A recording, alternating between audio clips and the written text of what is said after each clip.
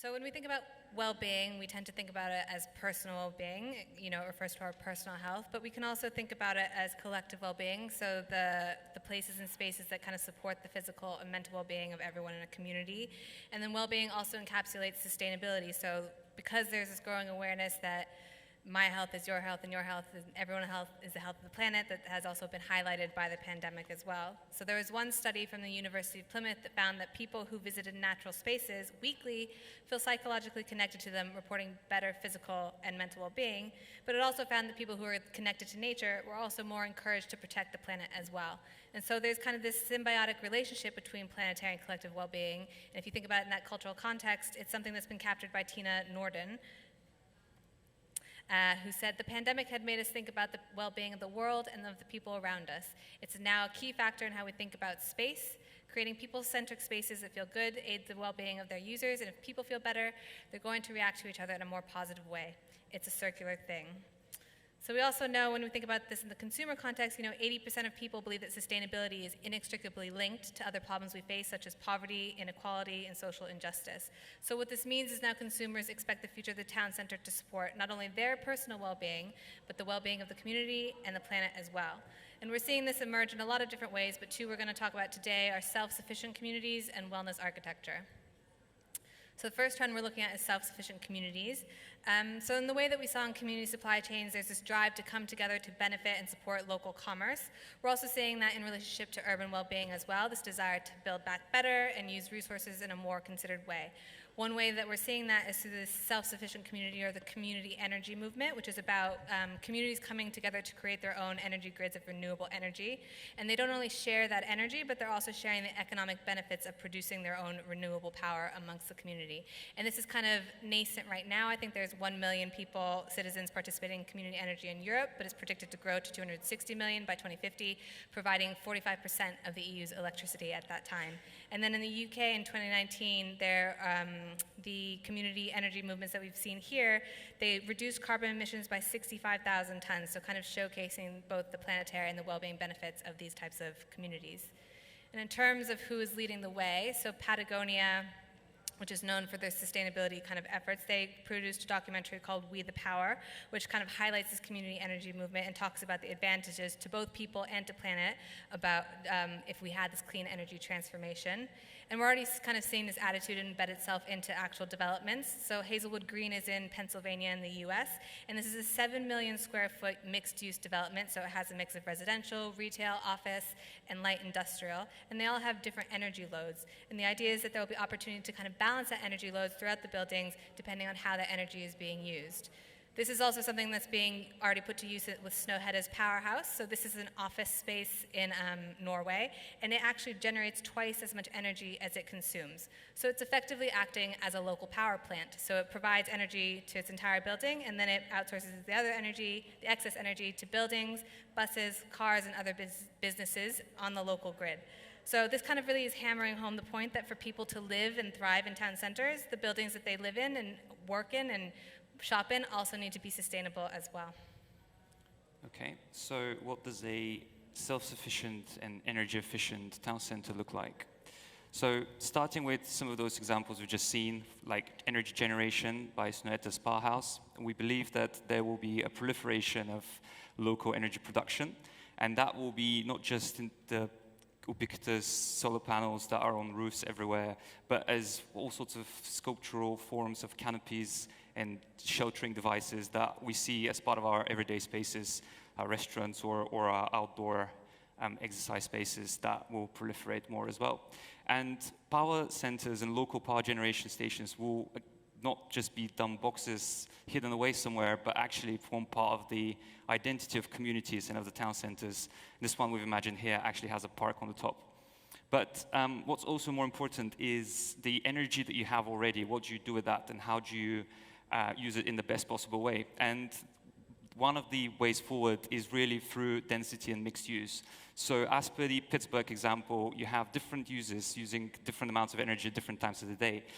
And if you manage to harness and balance those loads, you're able to get a lot better energy efficiency than you would if those were standalone users.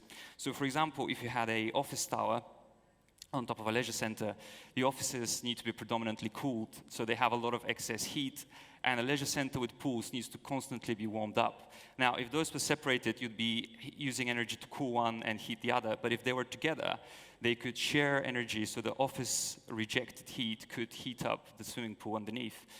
Similarly, if you had light industrial processes close to the community and close to the town centers, they usually have a lot of excess heat, which could be used to heat up homes. So beyond in-use energy, we also have to think about embodied energy, and that is how much energy we spend to create and to build our town centers. And really, we have to make sure that we use and reuse and reconfigure everything that we can from our existing building stock before we go to building. And when we do need to build new stuff, it has to be from lightweight materials, really as carbon neutral as possible, and integrating a lot of greenery and blue infrastructure to mitigate, to act as a carbon sink and to also help with flooding and water drainage. But beyond any technology, really what will make a town center the most sustainable is this diversity of activity and density of people that together will proliferate services and social connections. So you wouldn't have to travel very far for your basic daily needs. And that will make sure that the energy stays within the place and is not expended.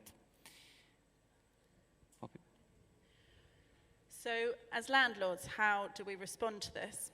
Well, landlords have the ability and the opportunity to facilitate the creation of sustainable resource networks, either larger landlords or networks of smaller landlords together. Both Daniela and Grigor have introduced energy as a collective resource, and we need to show leadership in this. So working with occupiers and our tenants who are actually using the energy to run these buildings more sustainably. An obvious way to start building on this and encouraging tenants to uptake green schemes is through green leases. This could be through either negotiating retrofitting programs or procuring green energy in our existing building stock. As Grigor mentioned, shared energy is key to reducing our energy consumption and transitioning to a low-carbon future. And investing in these processes now, and so adding value to create more sustainable buildings, will future-proof landlord investments.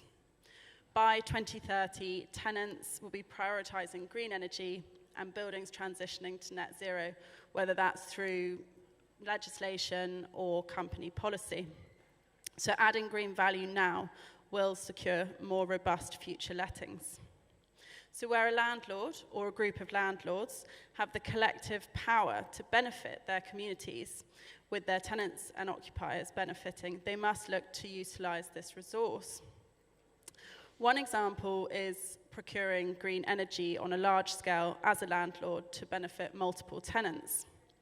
An example is an initiative that we've started doing at Grosvenor, where we procure green energy from a provider at competitive rates.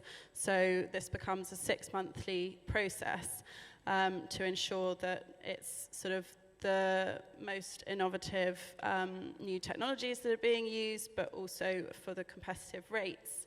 And we can then encourage our tenants to purchase through this scheme at a much lower cost than if they were doing this independently, due to obvious economies of scale. Whilst this isn't something that we can force on tenants as landlords through green leases, it is something that should be looked at holistically for the sort of mutual benefit of both parties. Finally, an initiative that has gone further than this recently is our Tenant Sustainability Award. And our tenants have been encouraged to enter this competition, showcasing sustainability initiatives, green energy initiatives, with the winner being awarded a year's worth of energy billing, which obviously is a desirable incentive but the purpose being to get the tenants really engaging with their community network, sharing ideas, and encouraging others on this journey to net zero and a more sustainable property sector. So the second trend we're going to look at in terms of well-being is wellness architecture, which I think has been around for a few years now, and it's really about kind of getting well-being embedded into spaces and places, kind of looking more at the physical, mental side of well-being. And the reason why this has kind of come to the fore, especially, is that it's driven by the consumer realization that our environments and our surroundings do affect our well-being. So now 80% of the UK population are either slightly or very concerned about air pollution. But what's also interesting is there's a study by Nature England done that found that 45% of people had access to nature, said that access to nature was important to their mental well-being, and yet this is an area where inequality is rife. So you have 40% of people from ethnic minorities live in the most green space-deprived areas, and 29% of people living with a long-term illness or disability have not visited a natural space within a month of being surveyed. So what's really important as we think about wellness architecture into the future is not about just kind of making more green spaces, it's about how do you build that infrastructure that delivers on that collective well-being. In terms of who we think is leading the way in this area, so we've got CAPS, which stands for City Air Purification System, and this is in Hong Kong. So this is actually a commercially ready prototype that is all about kind of protecting people who live in populous cities by creating novel filtration and sanitization technologies. So this is actually a bus shelter, and the dual cone kind of mechanisms work to kind of create almost a bubble of clean air while you're waiting for your bus. Another example we have here is the Manchester Active Neighborhood. So this is more about kind of physical well-being in terms of prioritizing movement, health, and safety of people over cars. So they've put in a lot of modal filters such as benches, planters, and bollards to kind of stop cars from coming through and kind of encouraging that movement. Another example that we've seen that's similar is Barcelona, which has their Superblocks Program, and they're actually pedestrianizing whole blocks of the city. And they really talk about it from an equality standpoint. They talk about, reducing noise pollution for the residents. They talk about that access to being outside for the elderly and also safety for children as well. The last example we have here is NUDES, which stands for Natural and Urban Devices, and is by designer Jose Maria Mateo Torres. And this is, again, about kind of thinking about wellness architecture from that access and equality standpoint. So he was thinking about how can we create a series of modules that allows us to embed wellness architecture anywhere.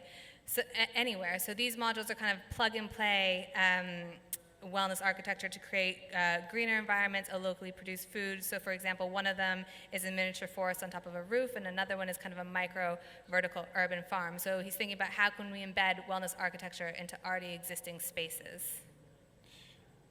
Okay, so here we're shifting scales from the big strategic thinking to down the street and the user and the visitor of the town center's experience. So taking on the examples that Daniela's introduced, and we've really taken a bit more artistic license here.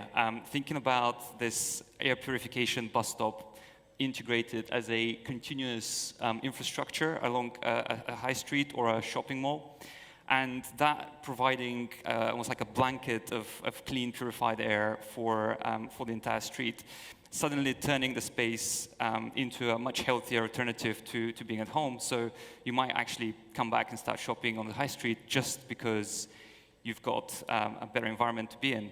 And that infrastructure then starts to host a number of other wellness-related activities like urban sports, and it could have mobility hubs featuring electric bike charging stations and encouraging outdoor sports. And on its upper level, we imagine, again, perhaps a linear park, which will give access to even city center dwellers. It will give even city dwellers immediate access to green space. And perhaps this is, again, encouraging movement, encouraging running and cycling. And it's a way of moving faster through the city, whereas this lower area here is about lingering.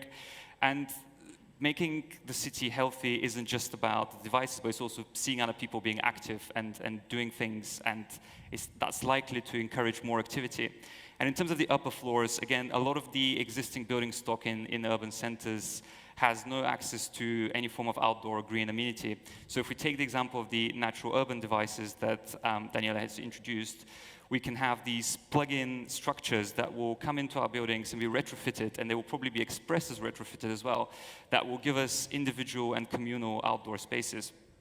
And finally, it's not just about looking green and healthy, it's also about the data and the digital representation of this. And we believe that the Future Town Centre will have a lot of screens and a lot of publicly shared data about the energy consumption and the air quality and other factors, the greening factor of the city that will then drive footfall and make cities more popular based on their health and wellness credentials. Poppy, sorry, came out too early. So, as Daniela mentioned, 80% of people are concerned about air pollution and 45% want more accessibility to nature. So what can we do as landlords and how should we be responding? Well, it's now increasingly easy to measure and monitor air quality, so that's an easy starting point. We've seen a few examples of trials using new innovation and technology to improve air quality in existing spaces, and the results from those sort of trials and the data is becoming increasingly important, as signposted here in Grigor's drawing. We have trialled some software recently in our shopping centres in Sweden, which, whilst the trial proved that the air quality in the shopping centres was consistently high, the analysis did show that we could optimise the performance while simultaneously saving energy and costs. The trial proved successful and showed potential savings in energy, thermal energy, carbon and costs, but it was also a prime opportunity to use new technology to really enhance well-being for the benefit of our occupiers and community.